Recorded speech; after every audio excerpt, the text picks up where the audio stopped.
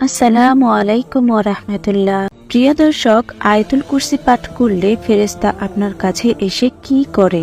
আয়াতুল কুরসির মাঝে কি এমন গোপন রহস্য আছে যা জানলে আপনি হাসতে ভুলে যাবেন, আপনার জীবন পরিবর্তন করতে পারে?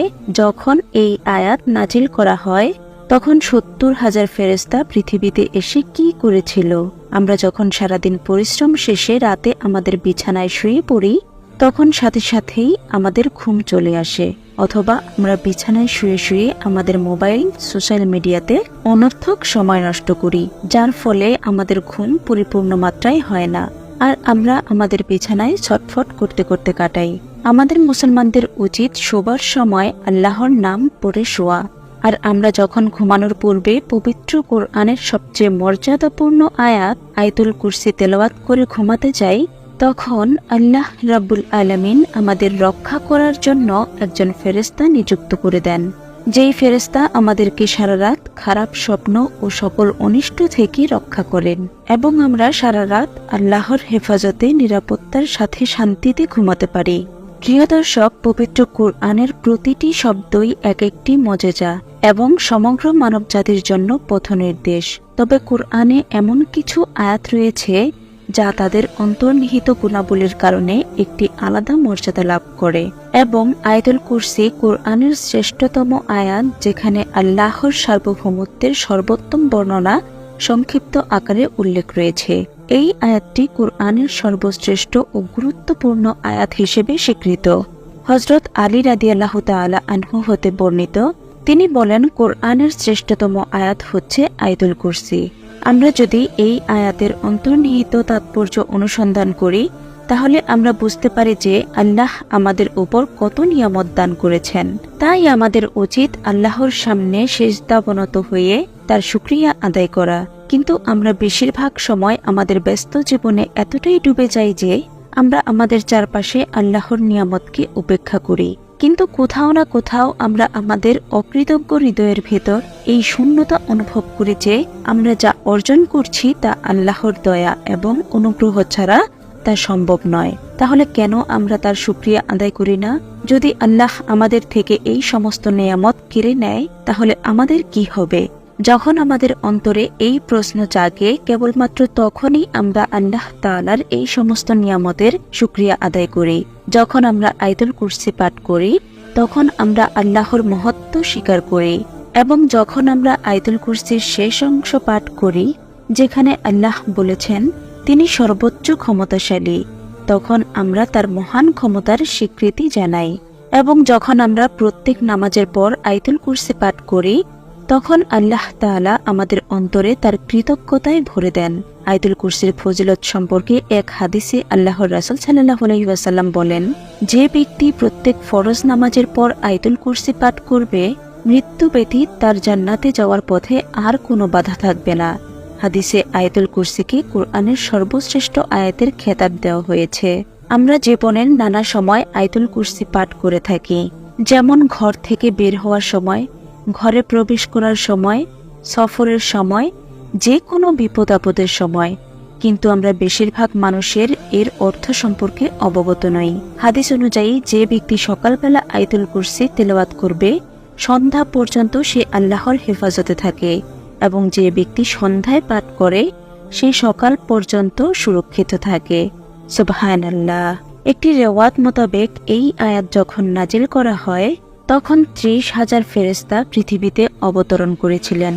অন্য আরেকটি রেওয়াত অনুযায়ী ৭০,০০০ ফেরেশতা অবতরণ করেন, যা এর মহিমা প্রকাশ করে। হাদিসে রয়েছে, আল্লাহর রাসূল সাল্লাল্লাহু আলাইহি ওয়াসাল্লাম বলেন, মেরাজের রাতে আমি ৩টি নূর দেখতে পাই। সাহাবীরা তাকে জিজ্ঞেস করলে তিনি বলেন, এক আয়াতুল কুরসি, দ্বিতীয় হলো সূরা ইয়াসিন, এবং তৃতীয় সূরা ইখলাসের নূর। সুবহানাল্লাহ। আল্লাহর রাসূল সাল্লাল্লাহু আলাইহি ওয়াসাল্লাম বলেন, আমি আল্লাহ তাআলাকে আয়াতুল কুরসি সম্পর্কে জিজ্ঞাসা করলে তিনি বললেন, যে ব্যক্তি এর তেলাওয়াত করবে সে আমার সাথে সাক্ষাৎ লাভ করতে পারবে, যদিও সে তা মাত্র একবার তেলাওয়াত করেছে। হযরত আলী রাদিয়াল্লাহু তাআলা আনহু বলেন, রাসূলুল্লাহ সাল্লাল্লাহু আলাইহি ওয়াসাল্লাম বলেছেন, যে ব্যক্তি তার ঘরে আয়াতুল কুরসি পাঠ করবে ৩০ দিন পর্যন্ত শয়তান তার ঘরে প্রবেশ করতে পারবে না। আর 40 দিন পর্যন্ত কোনো জাদুকরের জাদু সেই ঘরে কার্যকর হতে পারে না। আয়াতুল কুরসি আল্লাহ তাআলার দুটি সুন্দর নাম দিয়ে শুরু হয়েছে, আল হাইয়ু এবং আল কাইয়ুম, অর্থাৎ সেই সত্তা যে তার নিজ ক্ষমতার উপর প্রতিষ্ঠিত আছেন, নিজের এবং তার সৃষ্টির সকলের রক্ষণাবেক্ষণকারী, এবং যিনি সবকিছু পরিচালনা করেন। এখন আশ্চর্যের বিষয় হলো, এই প্রথম আয়াতের প্রথম বাক্যটির সাথে এই আয়াতের শেষ বাক্যের একটি ঘনিষ্ঠ সম্পর্ক রয়েছে। এই আয়াতের শেষ বাক্যে আবারও আল্লাহর দুটি নাম রয়েছে, যার অর্থ সর্বাপেক্ষা মহিমান্বিত। এই আয়াতের দ্বিতীয় বাক্যে আল্লাহ তাআলার বিশেষ গুণ বর্ণনা করা হয়েছে, যেখানে বলা হয়েছে তিনি আল্লাহ, যাকে কোনো তন্দ্রা বা নিদ্রা স্পর্শ করে না। সমগ্র সৃষ্টি একটা নির্দিষ্ট সময় পর তন্দ্রাচ্ছন্ন হয়, তাদের ঘুমের প্রয়োজন পড়ে, তারা বিশ্রাম নেয়। কোনো প্রাণী ঘুম ব্যতীত থাকতে পারে না, এবং নিদ্রা হলো মৃত্যুরই ভিন্ন আরেকটি রূপ। তাই এই আয়াতের এই অংশে উল্লেখ করা হয়েছে যে তিনি সর্বকাল ও স্থানের সার্বভৌম ক্ষমতার মালিক, তিনি সর্বক্ষেত্রে সম্পূর্ণ এবং সজাগ, তিনি তার সৃষ্টির প্রতিটি কণা সম্পর্কে অবগত। এই আয়াতের দ্বিতীয় বাক্যটি আসলে সেই আয়াতের বাকি 8টি বাক্যের সাথে যুক্ত, যেখানে তিনি বলেছেন যে ঘুম ও বিশ্রাম তার সৃষ্ট জীবের জন্য, আর আল্লাহ ঘুমান না এবং কোনো তন্দ্রাও তাকে স্পর্শ করে না। তৃতীয় বাক্যে উল্লেখ করা হয়েছে যে আসমানে যা কিছু আছে এবং যা কিছু জমিনে আছে সবই তার। এই আয়াতের অর্থ বোঝার জন্য আমাদেরকে দুটি শব্দের অর্থ ভালো করে জানতে হবে। একটি হচ্ছে মালিক, অপরটি হচ্ছে মালিক। মালিকের অর্থ সৃষ্টিকর্তা এবং মালিক অর্থ বাদশাহ বা রাজা। উভয়ের মধ্যে একটি বড় পার্থক্য রয়েছে। মালিক এর অর্থ এটি তারই, অর্থাৎ তিনি যা কিছু সৃষ্টি করেছেন তার মালিক। আর মালিক অর্থ তিনি কোনো দেশ বা জনপদের উপর রাজত্বের কথা বলেছেন। এই বাক্যে আল্লাহ বলেন আসমানে যা কিছু আছে এবং যা কিছু জমিনে আছে সবই তার।